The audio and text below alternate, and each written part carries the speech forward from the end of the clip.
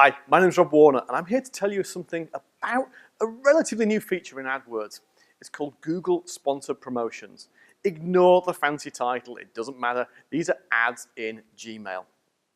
Now, let me tell you a bit about what they are first of all. So what you need to know is if you are advertising to an audience who might use Gmail, which let's face it, is the #1 email platform on the planet. There are more Gmail users than any other email client. If your users might use Gmail, you can show ads to them in the Promotions tab of their Gmail inbox. So when they log in, you've got the regular inbox, they've got the Promotions tab and the Social tab. And at the top of the Promotions tab, there are 2 ads now.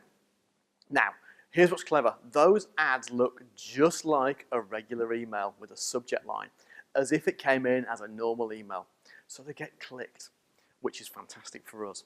So what we do is we're going to show ads in that space at the top of the promotion section. When the user clicks it, they'll get a huge, almost full page image ad of your product or service, which is you can put whatever you want in that image, make it as engaging and as compelling as you like, and send the visitors through to your website. Now, a couple of specific use cases for this, because this is super cheap. What you might not know is these really targeted clicks typically cost 5 to 10 cents a click. You can build a huge audience just doing this one tactic alone. But let me give you a couple of things that are important that will make a big difference for you. So first thing to say, this is a Google display campaign. It's the same as any other campaign on the Google display network. So all the settings that you will use for other campaigns, you can use for this. First thing, the placement that we will use, you will choose a placement of mail.google.com. That's the placement we're going to target. That is Gmail. The second thing we can do with that is we can choose to use demographic information. So to narrow our target audience and not show ads to every single person in the world, we can choose men, women, and age groups, and unknown, because not everybody logs in, not everybody has a gender or an age assigned to them. So my suggestion would be target men or women as appropriate for your product, choose an age range that's appropriate for your product, and I would tend to start with to include the unknown users. Once you've done that, you target in Gmail based on keywords. And let's look at what those keywords are. Those keywords are words that appear in the email that the user received or in the sender of the email. So, this is where it gets super cool. We can use that to target, for example, our competitors. If you know that your competitors send email from a particular website, www.competitor.com, whatever their site may be, then you can use competitor.com as a keyword.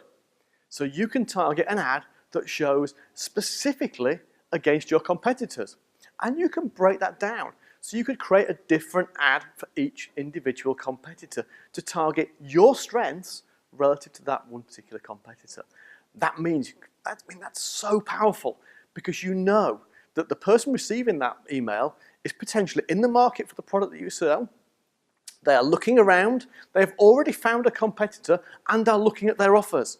You can now jump into that conversation with something better and different and more engaging and more interesting, or even just cheaper. And you can grab that prospect right from under your competitor's nose in their inbox. And your competition, because they're not in Gmail necessarily and they're not receiving those emails, won't even see it, so they won't know you've done it. It's completely under the radar. That's why that is such a super strategy to use, and you can do it for cents. These clicks are going to cost you 5 to 10 cents a go. So a competitor strategy is a phenomenal place to start. Okay, now let's look at another use for Gmail ads.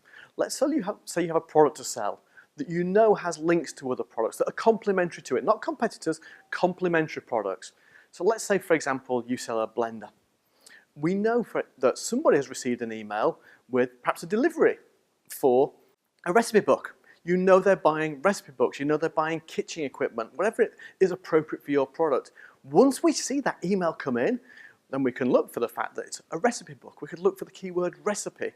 And when we see that, show our ad for our blender, because we know that person's buying kitchen products. Again, this isn't a competitor. We're leading through the next step in the purchase process. So for your product or service, think, what is the product or service that the person is most likely to buy just before they're ready to buy my product. If we know what they buy first and yours is the next in line, we can target those keywords. So we're naturally going to take them through the process of they've bought step 1, now we're going to show them step 2, which is your product. So you'll see how powerful these ads are. We can use creative strategies like this. We can even use strategies to upsell people who've bought our product already. So if we've sold them product number 1, we can show them ads to upsell them to product number 2, even though they're existing customers. Because they might not be reading all our emails. They might be doing other things, but we can still show them ads to upsell them to the next product because we know they're getting our emails. So that's just 3 examples of really good ways in which Gmail ads can be extremely cost effective and drive some great results. A couple of other things you need to know about them. When you're running Gmail ads or Google sponsored promotions, Google will charge you every time somebody clicks your ad just by clicking what looks like the subject line. When they click it and it opens up in full, you'll get charged for that. They haven't come through to your website at that point. All they've done is clicked and you've still been charged for that. So you need to make sure when you're doing this, you have the right data showing your screen. And the way you do that is when you look at your campaign, go into the columns button, click it and you'll see the options on the left-hand side, one of which will be to show metrics for Gmail metrics. And there are 3 that you need to get. You need to get the clicks, you need to get the clicks to the website, and you need to get the one that says save them forwards. So you can see how many people are clicking your ad, how many people are then clicking on the big image ad and going through to your website. And that's perfect, because that's really helpful data. We can now optimize the headline to get the clicks to the image ad, the image to get the clicks to the actual website, and then we can optimize that process as well. So you'll see if we measure those 3 metrics along the way, we can make really good quality decisions. One final tip on Gmail ads. We've had to get someone to click the headline, the closed ad, to make them see the big ad. When they see the big ad, and we can use a nice big graphical image on this, a strategy we found really successful: open a loop. So give somebody partial information, give them curiosity, so that they then need to click through to your website to get the answer. Intrigue and an open loop is a great way to get someone to the website where you can close it for them and get the opportunity to sell something. That's it for this video. Bye for now.